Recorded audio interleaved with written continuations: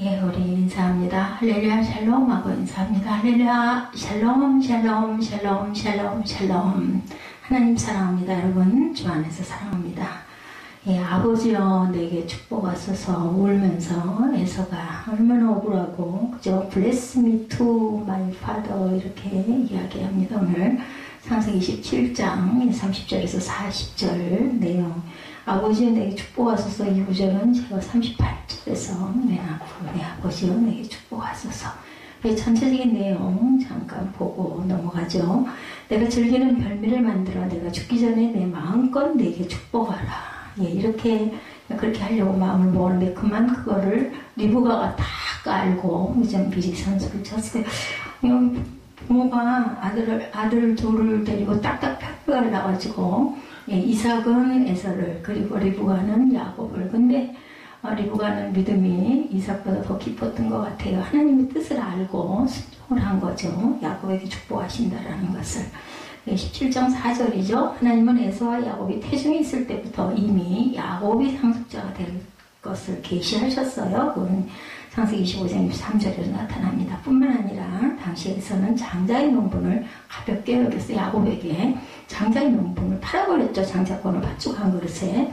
이방 여인과 결혼을 또한 합니다. 계산 안 되는데 하나님의 뜻에서 벗어나 있죠. 그럼에도 이삭은 자기의 뜻대로 에서를 축복하려고 했다라는 거죠. 족장시대 족장들은 죽기 전에 자신의 아들들에게 축복하는 관례가 있었습니다. 예, 이스라엘의 역사를 살펴보면 그들의 축복에는 아버지가 아들에게 복을 빌어주는 단순한 의미를 넘어서 반드시 이것은 성취가 되는 예언적인 내용을 담고 있었다. 그 시대의 문화를 우리가 좀 알아야 됩니다. 이삭의 하나님이죠. 떠나라. 이삭은 그랄에 거주하면서 100배의 복을 받아서 거부가 됐어요. 그죠? 그러나 그 그랄은 블레셋 사람의 땅이었어요. 하나님이 본래 지시하던 땅이 아니었습니다. 그래서 이삭이 애굽으로 내려가다가 도중에 거류한 곳인데 하나님은 은혜를 체험한 이삭이 그랄을 떠나 하나님이 지시한 땅으로 들어가야만 했습니다. 하나님이 지시하신 땅으로 들어가지 않고 그랄에 거류하던 이삭이 겪은 어려움들이 있었어요. 보죠. 블레셋 사람이 시기하여 우물을 메어버리는 일들이 계속 반복되죠. 26장에 보면 14, 5절에도 나타납니다. 블레셋 사람이 그를 시기하여 그 아버지 아브라함 때 아버지의 종들이 판 모든 우물을 막고 흙으로 메웠더라. 유목민이었던 그들에게는 정말 절대적인 물이 없으면 안 돼요. 그죠? 이삭은 깨달지 못하고 그랄 골짜기로 자리를 옮겨서 그곳에 장막을 치고 다시 또한 우물을 팝니다. 26장 17, 8절에도 나타나죠. 그곳에도 블레셋 목자들이 이삭의 목자들과 다투고 그 우물 이름을 다툼이다, 에색이다 이렇게 얘기하는 부분이 26장 17, 8절에 있었어요. 그리고 창세기 26장 20절에 나타나죠. 또 다른 우물을 21절에 팝니다. 그러나 그것에서도 다툽니다. 그래서 신나라하고 이름을 만졌죠. 똥입니다.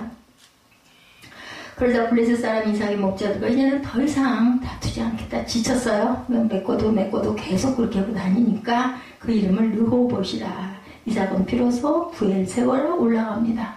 하나님 지시한 땅으로 이제 또 올라가죠. 어떤 일이 일어났는가 하나님께서 이삭에게 나타나 축복을 하셨고 이삭은 그곳에 제단을 쌓고 야 이름을 불렀다. 하나님이 가라는 곳으로 온전히 잘 가니까 축복해 주시고 그래서 제단을 쌓습니다. 예배를 드린 거죠.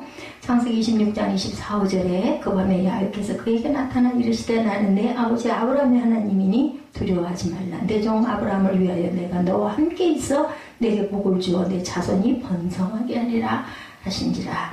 이삭을 괴롭히던 블레셋 사람의 왕 아비멜렉과 군대 장관이 직접 찾아와서 화친을 청하는 사건도 일어났어. 26절에서 29절에서 26장. 아비멜렉의 군대 장관 비골과 더불어 그랄에서부터 이삭에게로 온지라. 그들이 이르되 야훼께서 너와 함께 계심을 우리가 분명히 보았으므로 우리의 사이 곧 우리와 너 사이에 맹세하여 너와 계약을 맺으리라. 이렇게 와서 화친을 맺게 하죠. 이와 같이 이삭이 그랄을 떠나 부엘세바로 올라가자 하나님의 축복이 선포가 됩니다. 그래서 우리 하나님의 뜻을 먼저 잘 알아야 될 일이 가장 아주 중요한 일이라는 것을 알죠. 그래서 아브라함과 이삭이 제단을 쌓고 야훼 이름을 불렀던 곳이 바로 부엘세바입니다. 예, 아브라함도 그랬고 이삭도 마찬가지로 아들도. 창세기 21장 33절에 아브라함은 부엘세바에 에셀 나무를 심고 거기서 영원하신 야훼 이름을 불렀다. 예배죠. 26장 25절에 또 이삭이 그곳 부엘세바 23절에 나타납니다. 제단을 쌓고 야훼 이름을 부르며 야훼 이름을 불렀다라는 말은 제사를 드렸다는 뜻이죠. 그래서 부엘세바는 야훼께서 자기 이름을 두시려고 택하신 곳, 곧 여호와께 제사 드리는 처소인 성전이다. 우리가 이렇게 이해를 하고 가야 됩니다. 그리고 또한 하나님이 성전에서 예배를 드려라 해서 이제 그곳에서 예배를 드리고 성전으로 보면 되는데, 이런 내용으로 볼 때 이삭이 그랄에 거할 동안 그곳 목자들이 일어나 이삭의 목자와 다투게 된 것은 고난을 통하여 이삭을 그랄에서 부엘세바로 인도하기 위해서. 우리가 고난이 더 다가온다 해도 그것이 내가 벌을 받나 봐, 이게 아니라 하나님이 어떤 뜻을 갖고 계시구나, 이렇게 우리가 해석도 해야 됩니다.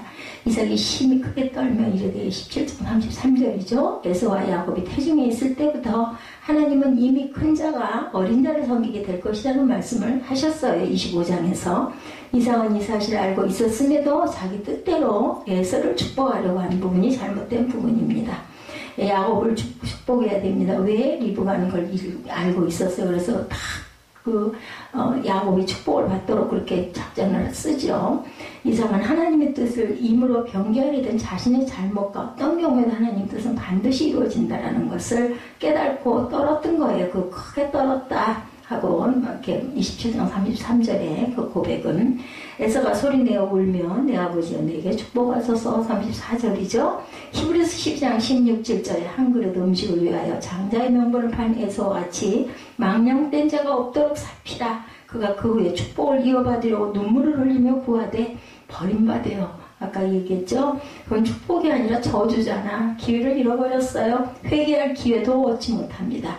전에는 나의 장자의 명분을 빼앗더니 이번에는 복도 뺏어갔다. 그리고 이제 엉엉 두 다리를 뻗고 우는 그런 모습이죠. 36절에 야곱은 형 에서가 사냥에서 돌아와 배고픈 틈을 이용해서 가져간 그릇으로 장자의 명분을 빼뒀어요. 25장 29절과 34절까지 나타나 있습니다.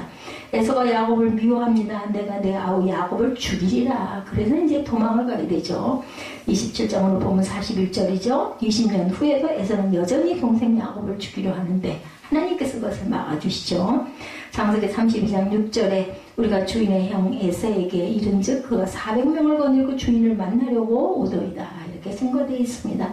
형의 노가 풀리기까지 몇 날 동안 그와 함께 거주하라. 44절입니다. 오늘 보면 리브가는 몇 날이면 에서의 노가 풀려 야곱이 돌아올 수 있으리라 생각했지만 몇 년? 20년 걸리죠. 돌아오는 데까지 긴 세월 동안 부모 곁을 떠나 외삼촌 라반의 집에서 뭐를 해요? 종살이를 해요. 그러면서도 또 하나님을 잘 섬겨가지고 복을 받고 부자가 돼서 돌아오는 그런 내용이 바로 오늘까지의 내용 26장까지 그리고 그 이전에 있었던 장자권을 빼앗는 부분, 이런 내용들이 실려 있습니다. 이거는 무슨 재미있는 옛날 이야기 같지만 사실은 그게 아니라 창세기 25장부터 계속 이어지는 이야기죠. 한 믿음의 가정이 있었고 이란성 쌍둥이 아들이 있었고 이 두 아들은 유산 상속 문제로 좌우로 싸워서 부모의 근심거리가 되기도 했습니다. 유산으로 상속할 그 유산이 뭐였어요? 물질이 아니었어요. 뭐예요? 영적인 유산을 그렇게 셈내는 부분. 누가? 에서가 특히 그것을 사모하죠. 아버지의 축복기도 한번 받으려고 서로 싸웠다, 이런 내용이에요. 이 가정은 바로 이삭의 가정이고 그 두 아들은 에서와 야곱이고 쌍둥이고 야곱이 형 발뒤꿈치를 붙들고 나왔다 해서 야곱이다. 그들은 아버지의 물질적인 재산보다 영적인 재산인 축복기도를 그렇게 받으려고 서로 다투는 부분, 아주 심각하게 싸웠어요. 그죠? 오늘 본문은 그 아버지 이삭이 죽기 전에 큰아들 에서에게 축복하려다가 벌어진 그런 사건입니다. 1절에서 4절까지 다시 한번 쭉 훑어갑니다. 이삭이 나이가 많아 눈이 어두워 잘 보지 못하더니 맏아들 에서를 불러 이르되 내 아들아 내 그가 이르되 내가 여기 있나이다 하니 이삭이 이르되 내가 이제 늙어 어느 날 죽을는지 알지 못하니 내 기구 곧 화살통과 활을 가지고 들에 가서 나를 위하여 사냥하여 내가 즐기는 별미를 만들어 내게로 가져와 먹게 하여 내가 죽기 전에 내 마음껏 내게 축복하게 하라. 내가 네가 맛있는 음식을 해주면 그걸 먹고 너한테 축복을 잔뜩 해줄 것이다 라고 이제 제의를 합니다. 이삭은 당연히 큰아들 에서가 장자이니까 축복을 받을 권리가 에서에게 있다고 여겨서 그에게 복을 주려고 했던 부분. 그래서 별미를 대접받고 나는 즐거운 마음으로 기쁜 마음으로 에서를 축복하려고 했는데 이 말을 아내 리브가 들었어요. 문 밖에서 엿듣고는 지체 없이 작은 아들 야곱에게 달려가 이 사실을 알리는 부분이 6절에서 10절에 나타나죠.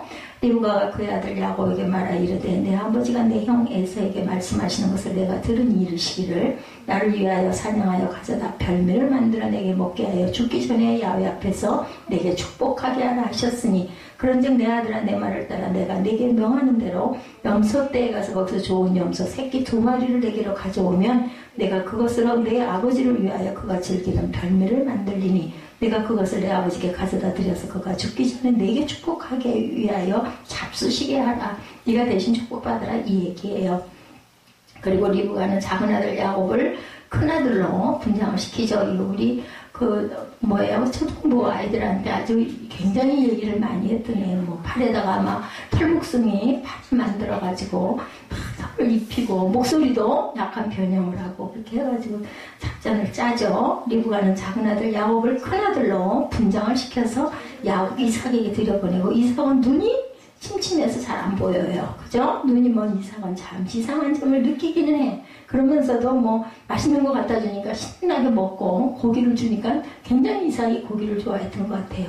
야곱에게 그만 축복을 하고 맙니다. 27절에서 29절에 보면 그가 가까이 가서 그에게 입 맞추니 아버지가 그의 옷에 향취를 맡고 아마 에서의 옷을 입혔겠죠. 냄새도 또 맡아보는 부분이 나옵니다. 그에게 축복하이르되 내 아들의 향취는 야훼께서 복 주신 밭의 향취로다.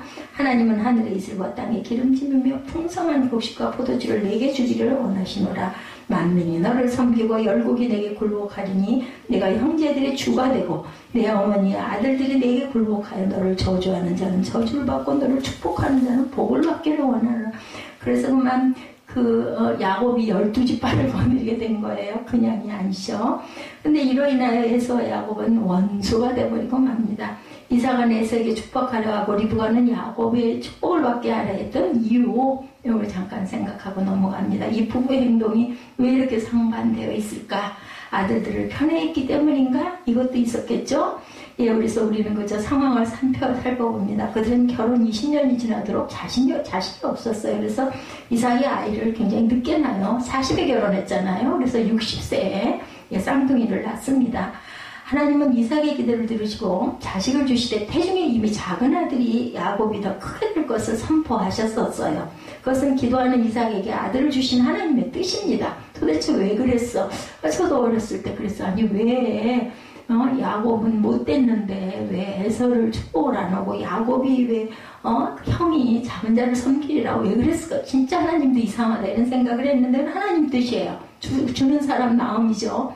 25장 21절에서 23절에 보면 이삭의 그의 아내가 임신하지 못하므로 그를 위하여 야훼께 간구하매 야훼께서 그의 간구를 들으셨으므로 그의 아내 리브가가 임신하였더니 그 아들들이 그의 태 속에서 서로 싸우는지라 그가 이르되 이럴 경우에는 내가 어찌할꼬 하고 와서 야훼께 묻자온데 야훼께서 그에게 이르시되 두 국민이 내 태중에 있구나. 두 국민이 내 복중에서부터 나누이리라. 이 족속이 저 족속보다 강하겠고 큰 자가 어린 자를 섬기리라 하셨더라.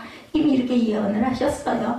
그러나 자식을 받은 이삭은 일용과 부정 때문에 그 말씀을 그냥 지나쳐버렸어. 이게 잘못된 거죠. 하나님의 뜻을 거역한 결과가 됩니다. 이삭은 나이가 들어 육신의 눈만 먼 것이 아니라 무슨 눈도 영적인 눈도 함께 어두워집니다. 반면 리브가는 하나님의 말씀에 순종하죠.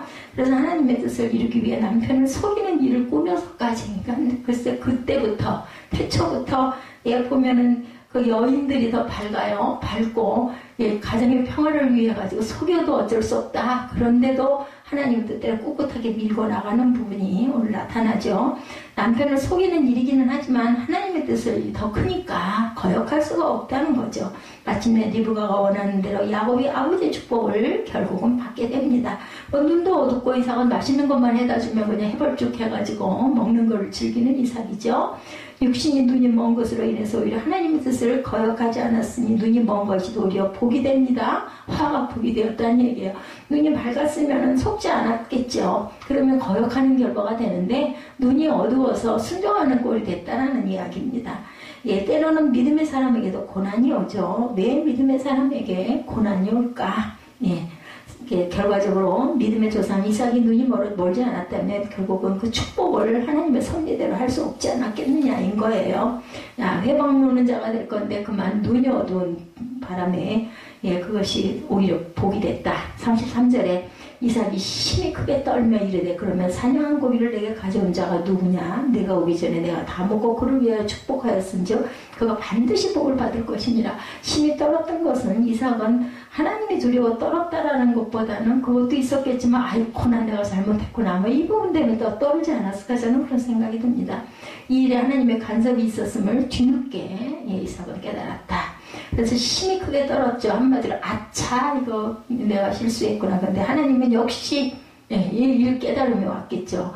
이처럼 우리 인생에는 때로 알게 모르게 어떤 큰 뜻을 가진 고난이 오기도 한다.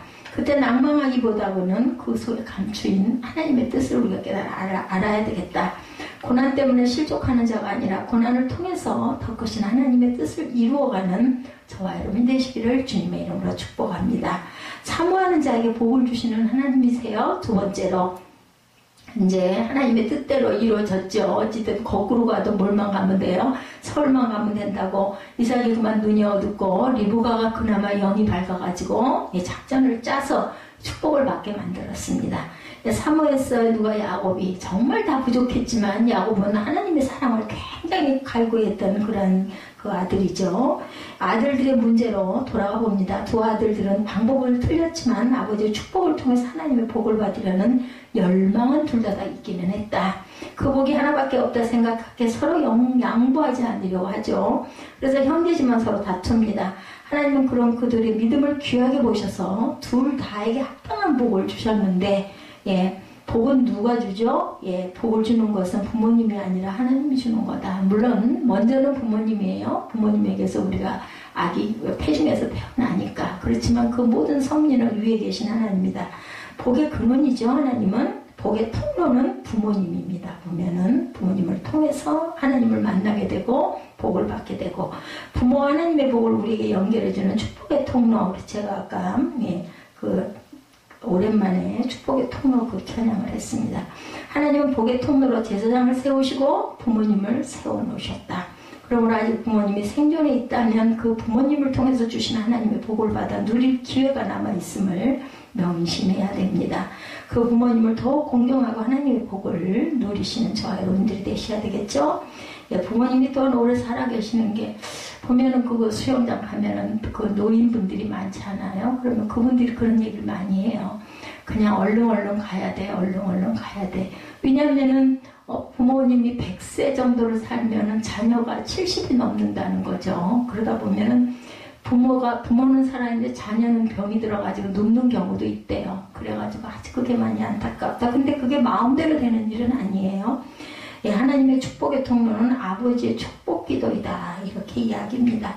야곱과 에서 형제는 하나님의 복이 아버지의 축복을 통해서 온다고 믿습니다. 그래서 아버지의 축복을 받기 위해서 격렬하게 서렸습니다. 그 시대의 문화가 완전히 제사장적인 그러한 예언의 축복을 하죠. 그런 그 문화가 있었습니다. 세상 사람들은 유산, 부모가 가진 돈에 목을 매죠. 요즘 세상 사람들은. 근데 그 사람들은 그때 그 시대 그 사람들은 오직 아버지의 축복을 통해서 오게 될 하나님의 복에만 관심이 있었던 거예요. 아버지가 축복을 받으려고 별미를 만들어 드리는 등 온갖 방법을 다 하죠. 그러므로 이것을 우리가 명심할 것은 복의 통로는 어디인가? 1차적으로 부모에게서 온다. 소가 방종원 선생님 여러분들 아실 거예요. 어린이날을 제정하죠. 어린이의 인권이 너무 무시되고 학대받는 것 때문에 어린이를 귀히 여기려 어린이날이 지정이 돼서 지금도 우리가 어린이날을 지킵니다. 이제는 자녀의 인권이 너무 지나치게 강조되다 못해서 자녀가 뭐가 돼요? 우상이 되기까지요. 그런 시대가 돼서 우린 살고 있습니다. 뭐 한 40년, 50년 전만 해도 이런 일 전혀 없었죠. 아이들 목소리가 너무나 커요. 보면 그로 인해서 부모가 무시되고 어른이 학대하는 시대가 됐어요. 성경은 그런데 말씀하시네요. 신명기 5장 16절이죠. 잘 아는 말씀입니다. 너는 내 하나님 야훼께서 명령한 대로 내 부모를 공경하라. 그리하면 내 하나님 야훼가 내게 준 땅에서 내 생명이 길고 복을 누리리라. 오래만 살아서 좋은 건 아니에요. 복을 누리고 살아야 되겠죠.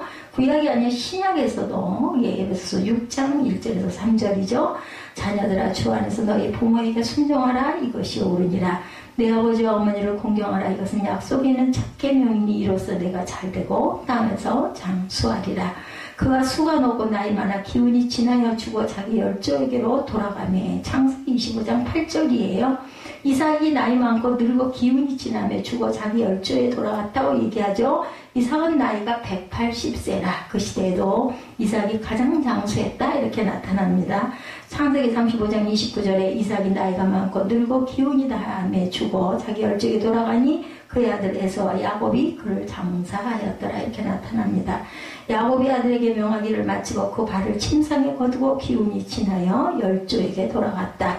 내 형 아론이 오르산에서 모세의 형 아론이죠. 죽어 그 조상에게 돌아간 것 같이 너도 올라가는 이 산에서 죽어 내 조상에게로 돌아가다. 제가 왜 이 부분을 자꾸 읽어드리냐면 돌아간다라는 거죠. 이처럼 부모님 섬기는 일은 축복이 약속 있는 그 첫 계명이다라는 거예요. 이삭이 그렇게 오랜 장수를 한 거 또 누구예요? 그 사도 요한이 장수하죠. 100세가 넘도록 살아서 많은 성경을 기필하고 그렇게 지금으로 보면 귀향을 가 있던 그 섬을 반모섬에서도 계시록까지 쓰게 되죠. 그것은 뭐예요? 그 마리아, 그 예수님의 어머니를 끝까지 이렇게 잘 섬기고 모셨더니 장수를 하는 것을 우리가 봅니다. 부모님 섬기는 일, 축복의 약속이 되는 첫 계명이다. 부모를 공경하고 섬기면 땅에서 잘 되고 장수한다는 거죠.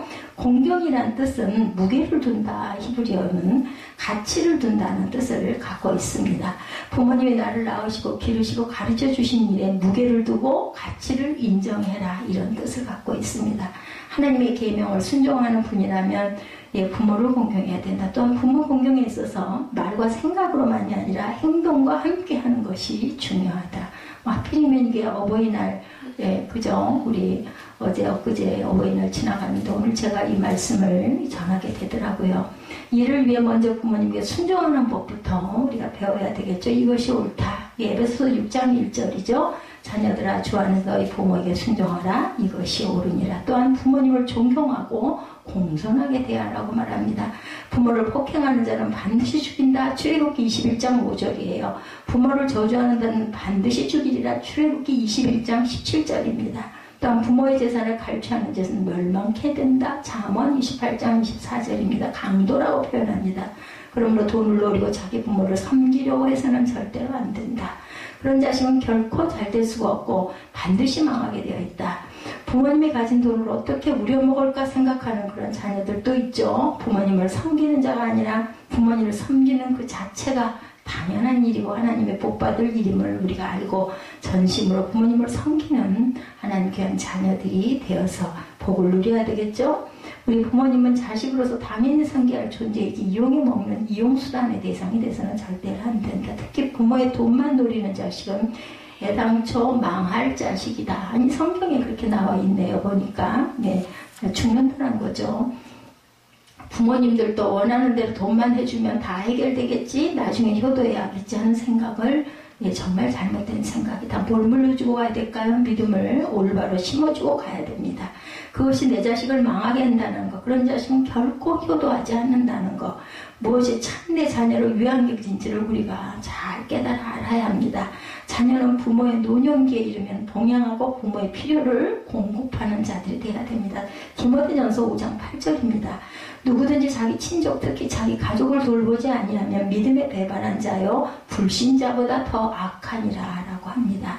1884년 최초의 선교사였죠.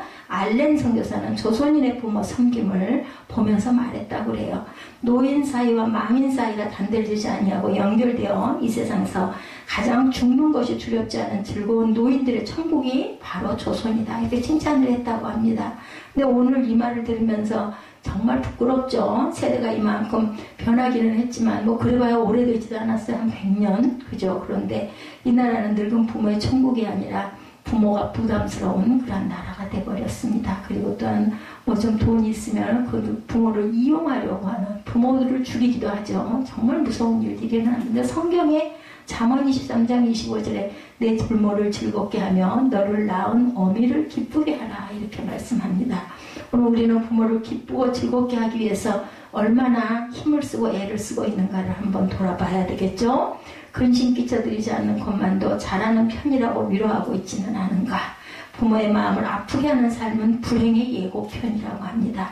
부모님의 마음을 기쁘게 하는 삶은 행복의 예고편이죠. 부모님 앞에서 한숨을 쉬면 그 한숨이 시련의 한풍이 되어 돌아오고 부모님께 웃음을 드리면 웃음이 천상의 온풍이 되어서 내게 다시 돌아온다. 조지 워싱턴은 마더로스가 되는 것이 원래 꿈이었다고 그래요. 어느 날 그가 선원이 되려고 집을 떠나는데 어머니가 그의 손을 잡고 울기만 했다고 합니다. 그 눈물을 보고 내 뜻을 펼치는 것도 중요하지만 어머니의 눈물을 그치게 하는 것이 중요하다고 생각하고 조지는 그만 발길을 돌렸다고 그래요. 그는 선장은 되지 못했지만 미국 초대 대통령이 됩니다. 부모님의 눈에 눈물이 줄어들 때 내 인생의 눈물도 줄어든다는 것을 우리가 알아야 되겠죠. 당장 눈앞에 있는 것만 바라보서는 절대 하나님의 축복을 받지 못합니다. 부모님의 얼굴에 주름이 없게 할 때 내 인생에 주름도 펴지고 세월이 흘러서 부모님의 힘이 약해지면 내리사랑의 물줄기를 올리는 사랑으로 바꿀 줄 아는 그런 믿음의 자녀들 먼저 하나님을 사랑하고 내 부모를 이웃을 사랑하라고 그러셨죠. 두 형제는 아버지의 축복이 아버지의 재산보다 큰 복임을 그 야곱과에서는 알았던 거죠. 예, 힘이 없어진 부모님을 우리가 사랑하고 내 자식만큼 자식보다 더 먼저 사랑할 줄 알아요. 자식은 앞으로 자라가지만 부모님은 돌아가시니까. 하나님의 복임, 물질의 복보다 중요한 복임을 그나마 축복이 된 게 야곱과에서는 깨달았다, 알고 있었다. 그래서 그들은 약점도 많았지만 물질 이전에 하나님의 복을 먼저 사모한 자라는 것이 우리에게 큰 귀감이 됩니다. 그리고 그것 때문에 서로 싸우기도 하지만 결국 나중에는 화해를 하죠. 누가 화해시켜요? 하나님이 화해시키죠. 예, 어디에서 약복강가에서 야곱이 기다리고 있는 동안에 마음을 돌이키게 합니다. 그래서 죽이려고 쫓아오다가 마음을 돌이키죠. 하나님이 나타나세요. 꿈에. 그래가지고 네 형제가 같이 화해하라 이렇게 말씀을 합니다. 그리고 함께 복도 누리죠. 아버지의 축복을 통해서 주신 하나님의 복은 어떤 복이었나. 이삭이 그 아들에게 하나님의 복을 기원하는 내용을 봅니다. 29절에서 27절에서 29절 보면 그가 가까이 가서 그에게 입맞추니 아버지가 그의 옷에 향취를 맡고 그에게 축복하여 이르되 내 아들의 향취는 야훼께서 복 주신 밭의 향취로다. 하나님은 하늘의 이슬과 땅의 기름짐이며 풍성한 곡식과 포도주를 내게 주시기를 원하노라. 만민이 너를 섬기고 열무교이 내게 굴복하리니 내가 형제들의 주가 되고 내 어머니의 아들들이 내게 굴복하며 너를 저주하는 자는 저주를 받고 너를 축복하는 자는 복을 받기 원하노라. 온통 그냥 복을 그냥 송두리째 그냥 다 부어줬어요. 아버지 축복기도 안에는 자녀에게 필요한 세상 복들이 모두 다 포함이 되어 있습니다. 아버지는 자기 자식에게 무엇이 필요한지를 알죠. 그래서 하나님께 그 복을 마음껏 소원하라 이렇게 말씀합니다. 하나님의 복은 하나님은 복의 보고예요. 아버지의 기도는 그 보고를 여는 열쇠. 뭐 또 아버지가 꼭 아버지라고 해서 꼭 우리 지금 이 시대의 아버지만 뜻하지는 않습니다. 그 가정에 믿음의 그죠? 그 조상 선구자가 그 복의 보고이기도 합니다. 또 아내가 또 그런 얘기도 있죠. 남편이 아내를 힘들게 하고 아프게 하면은 하늘로 올라가는 기도줄이 막힌다. 이런 이야기가 성경에 있습니다. 이런 것처럼 아내가 때로는 제사장이 되기도 합니다. 전도자가 되기도 하죠. 그렇기 때문에 믿음에 그 먼저 믿고 믿음이 더 큰 사람이 이렇게 축복하고 항상 복을 볼 줄 알아야 됩니다. 하나님은 부모의 기도를 통해서 풍성하고 온전한 복을 자녀들에게 주려고 하고 계시고 기다리고 계세요. 예, 그렇기 때문에 부모의 축복 기도를 통해서 주어지는 하나님의 복을 마음껏 누리는 그러한 저와 여러분들이 되셔야 됩니다. 하나님의 복을 사모한 이 두 사람은 결국 평생의 복을 누릴 뿐만 아니라 각각 한 민족의 어찌든 각각 민족이 됐어요. 조상이 됩니다. 그들 밑에 왕들과 권세자들이 무수히 태어나죠. 아버지를 통한 하나님의 복을 사모하였더니 하나님이 이 세상 물질과 더불어 명예와 권세도 주셨다. 예, 또한 오늘 우리는 얼마나 하나님의 복을 사모하고 있는가, 아버지의 축복을 통해 내려주신 하나님의 복에 우리는 얼마나 많은 관심을 갖고 있을까, 이것을 한번 돌아봐야 되겠죠. 아버지를 통한 하나님의 복을 사모하면 하나님께서는 물질도 주시지만 명예도 주신다라는 것. 예, 그래서 아버지의 축복을 통해서 내려주신 하나님의 복에 우리가 늘 관심을 갖고 있고 사모하는 마음을 가져야 되겠다. 하나님이 더 크고 온전한 복을 전달하는 복의 전령자가 되어야 됩니다. 오늘날 사회가 혼란하고 가정이 깨어지는 가장 큰 이유는 이 복에 대해서 온전하게 깨달아 알지 못해서인데, 어느 날 한 재벌급 성도가 임종시가 가까워서 목사님이 신방을 가셨어요. 그런데 예배를 드리는 중에 옆방에서 우당탕 싸우는 소리가 나더랍니다. 목사님의 사연을 묻자 임장을 앞둔 분이 눈물을 흘리며 이야기합니다. 자식들이 유산 때문에 지금 싸우고 있습니다. 옆방에서. 부끄러운 말이지만 제 자식들보다 며느리가 더 문제입니다.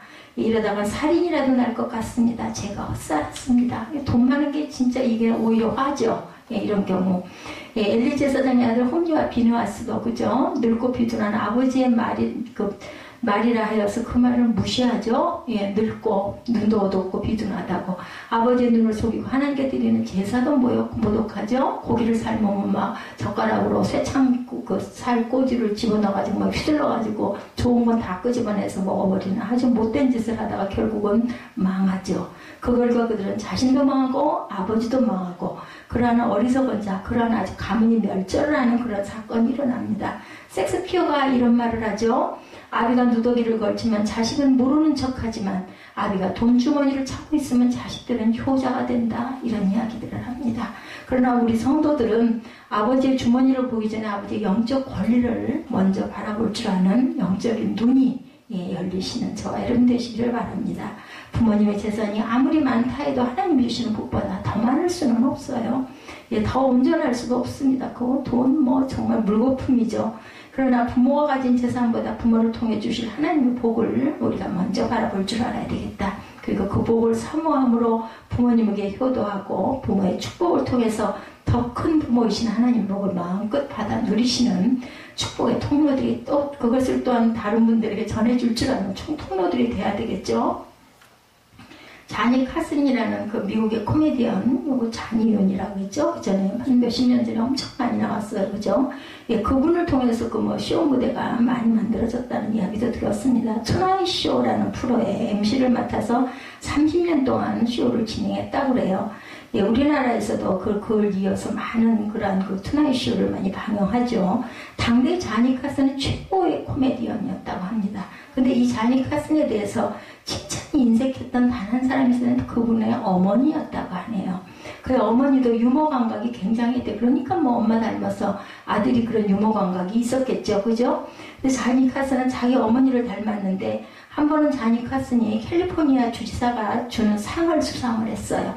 그 소식을 전해드리려고 어머니에게 전화를 해서 제가 주지사상을 받았습니다. 그러고 이제 어머니 칭찬을 받고 싶어서 전화를 드렸더니 어머니가 그냥 그럴 수도 있지. 그냥 그렇게 하고 그냥 지나가시더라는 거죠.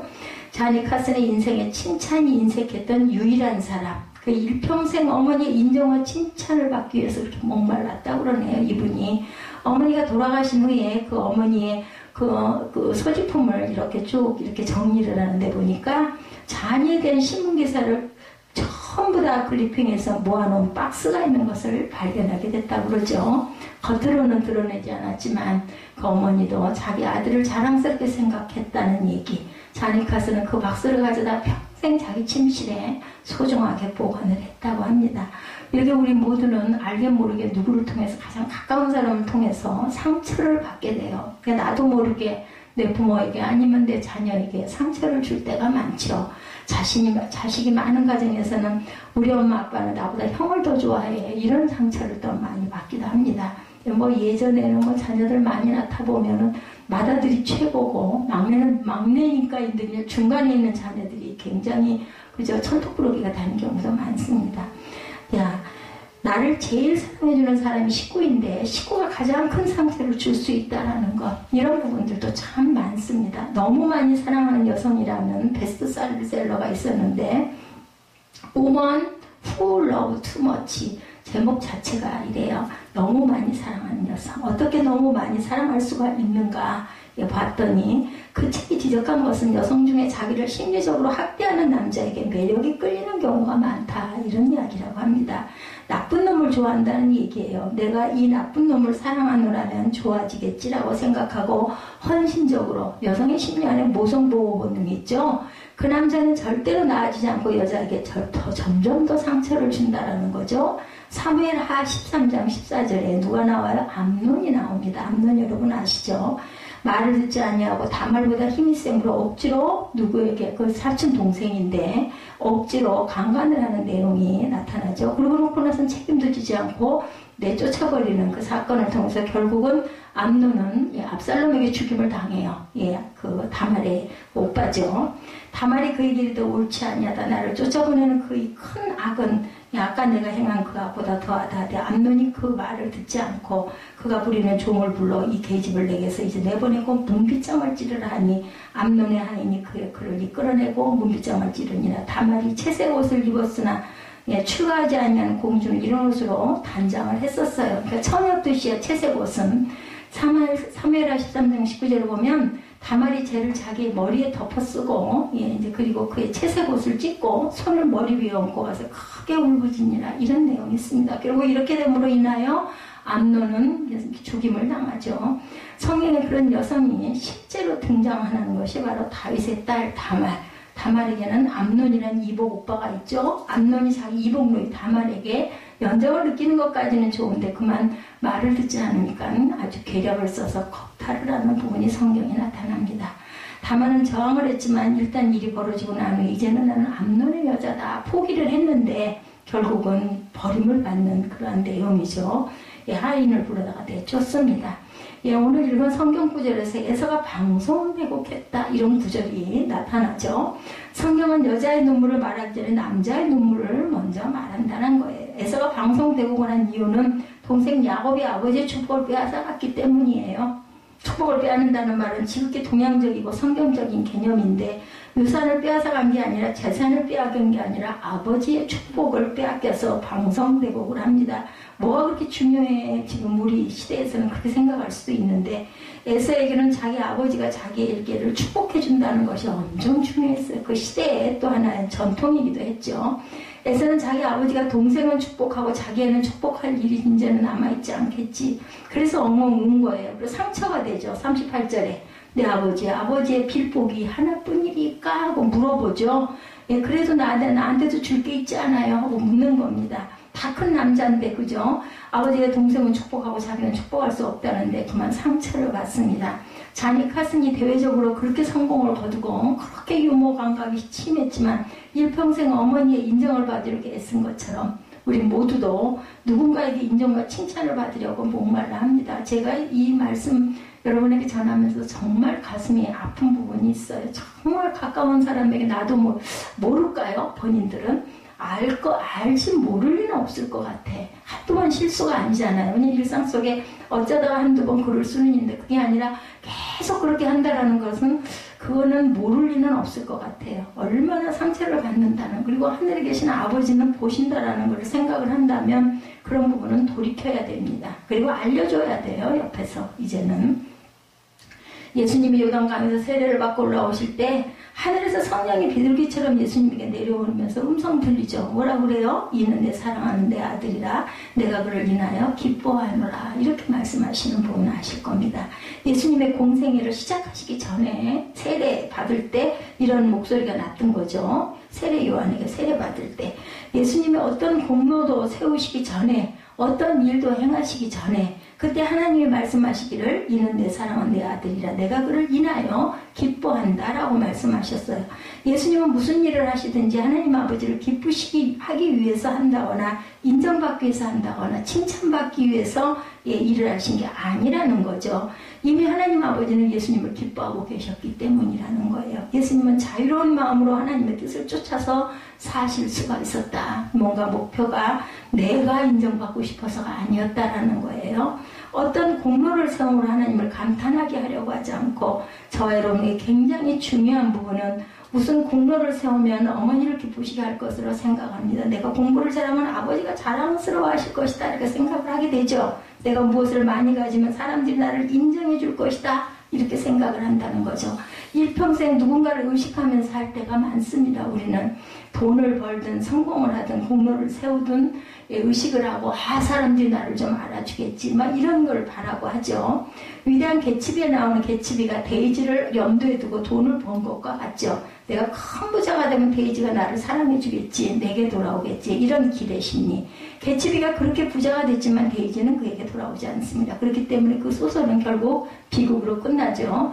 누군가 인정을 얻기 위해서 인생을 사는 사람을 성공을 거두더라도 만족되지가 못합니다. 진정한 자존감, 무조건적인 사랑에서 온다. 결국 제가 이 말씀을 왜 드리냐면요. 하나님의 사랑을 흠뻑 받으면 제가 굉장히 은혜를 받았어요. 하나님 사랑 흠뻑 받으면 절대로 목마를 일이 없다라는 거. 사람의 인정은 받으면 그때뿐이에요. 또 다시 또 뭔가가 또 생기고 또 뭔가가 생기는데 하나님의 사랑에 충만하게 우리가 젖어 있으면 절대로 목이 마르지. 예수님도 그 말씀하셨죠? 내가 주는 물은 결코 목마르지 않는다고 말씀하십니다.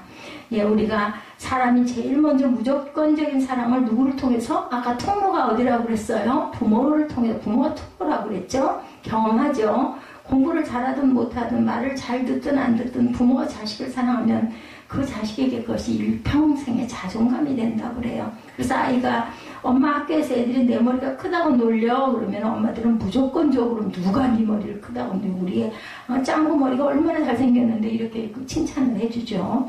본문에서 이삭의 에서를 축복하지 못한 것 신학적인 이유가 있습니다. 신학적인 이유를 제쳐놓고 부모의 도리를 생각하면 아버지가 잘못한 거죠. 애초부터 잘못한 거는 두 아들들을 나란히 같이 불러놓고 축복을 해줬으면 될 텐데 살짝 에서만 잔뜩 축복해 주려고 따로 오라고 한 것부터가 잘못된 거예요. 이것을 다행히 리브가가 그걸 알았기 때문에 하나님의 뜻을 그죠 펼쳐나가기는 했지만 하나만 편해서는 절대로 안 된다. 골고루 사랑을 해야 된다는 거죠. 자기가 원치 않던 아들을 축복하고 자기가 사랑하는 아들에게 일평생 상처를 남기는 결과가 나타난 것. 두 번째 무조건적인 사랑의 근원은 하나님이라는 것을 우리는 알아야 합니다. 우리가 하나님의 사랑을 어떻게 다 알겠어요. 하늘을 두루마리를 삼아도 바다를 먹물 삼아도 그 크신 하나님의 사랑은 절대로 형용 못한다. 저는 이 찬송 참 좋아했습니다. 하늘을 두루마리 삼고 바다를 먹물 삼아도 하나님의 사랑을 기록도 할 수가 없어요. 그 넓고 그 넓은 바다, 끝도 없는 바다와 하늘에다 다 하나님의 사랑을 기록할 수가 없다. 그리고 예수 사랑하시면 거룩하신 말일세. 이 찬송도 내가 연약할수록 더욱 귀히 여겨서 높은 보좌 위에서 낮은 나를 바라보신다라는 거예요. 이것이 하나님의 사랑이라는 거. 인간은 사랑스럽기 때문에 사랑하지만 하나님은 사랑스럽지 못하더라도 사랑한다라는 거죠. 인간은 자기에게 잘해주는 사람을 사랑하지만 하나님은 떠난 자식도 사랑하고 탕자까지도 기다리시죠. 죄인도 용서하십니다. 그래서 예수님은 원수를 사랑하라고 말씀을 하실 수가 있었던 거죠. 그 사랑을 성령이 증거합니다. 성령이 우리의 영과 더불어 우리와 하나님의 자녀인 것을 증거하시죠. 우리가 성령 충만을 받을 때 무엇이 충만한 것을 경험하나? 하나님의 사랑을 충만하게 경험합니다. 성령 충만을 남의 일로 여기면 절대로 안 되죠. D.L. 무디가 뉴욕 거리를 걸어가다가 성령 충만함을 받았다라는 그런 내용이 우리 신학을 하다 보면 나타납니다. 그가 표현하기를 마치고 하나님의 사랑이 파도처럼 밀려오는 것 같았다. 이렇게 표현하는 부분이 있어요. 그 사랑이 하도 강력해서 조금만 더 강력하면 내가 죽을 것 같은, 그러니까 막 전파에 감전된 것 같은 그런 감동들이 있죠. 찰스 피니가 성령 체험을 할 때 하나님의 사랑이 용암처럼 흘러나와. 몸이 펄펄 끓지 않아요? 성령 충만함을 받을 때 우리가 보다도 하나님의 사랑을 강력하게 경험할 수가 있다는 것. 내적인 치유는 바로 이럴 때 일어난다는 겁니다. 한 번에 이루어진 것이 아니라 여러 번에 걸쳐서 이루어지지만 뜨거운 기운이 다 흘러들어왔다, 몸이 펄펄 뜨겁고 끓었다, 이런 얘기들은 공통적으로 합니다. 뜨거운 사랑과 뜨거운 사랑이 흘러들어와서 저와 여러분 안에 열등감이든 상처든 아픔이든, 그죠? 이런 모든 것들이 다 치유가 되는 거죠. 섬길 수 있는 이유, 이런 치유를 받았기 때문에 그런 사람들이 섬긴다. 그래서 은혜 받은 사람이 교회를 섬기고 은혜 받은 사람이 봉사를 해야 시험에 들지 않고 오래 할 수 있다는 것도 바로 이런 뜻입니다. 왜냐하면 내가 사랑을 많이 받았기 때문에, 은혜가 감사하기 때문에, 치유를 받았기 때문에 사람들이 칭찬에 인정에 별로 그렇게 신경을 쓰지를 않습니다. 주님에게 사랑을 받았기 때문에 담대한 마음으로, 자유한 마음으로 사랑을 줄 수도 있다라는 것. 그렇게 인위적인 요소가 최소화되고 하나님 은혜가 최대화될 수 있는 그러한 그 자리에 우리가 설 수 있는 것은 하나님의 사랑, 성령의 체험, 성령의 감동 안에, 성령의 이끄심 안에 우리가 살아가야 된다. 우리가 죄인이지만 하나님 우리를 용서하시고 항상 사랑하시죠. 우리가 아직 죄인 되었을 때 독생자를 보내심으로 당신의 사랑을 확증하셨다라고 말씀합니다. 우리가 자주 사랑하는 은혜라는 말은 우리가 사랑받을 자격이 없지만 그럼에도 사랑을 받는다는 게 은혜예요. 그죠? 이 은혜는 천국에 들어갈 때만 효용이 있는 게 아니라 이 땅에 살 때도 은혜를 받으면 우리가 충만한 기쁨을 누리고 살 수가 있고, 은혜를 받으면 두려운 것도 없고 겁나는 것도 없고 그리고 부러울 것도 없다라는 거. 그 은혜의 사모를 야곱이 했기 때문에 야곱이 12지파의 조상이 될 수가 있었고, 그리고 그것을 하나님은 미리 태중에서 복중에서 아셨어요. 에서가 아니라 야곱이라는 것을. 천국에 들어가기 위한 은혜인 것뿐만이 아니라 땅에서 살 때도 하나님의 사랑을 충분히 받아서 이런 은혜의 축복에 이렇게 들어가시기를 주님의 이름으로 축복합니다.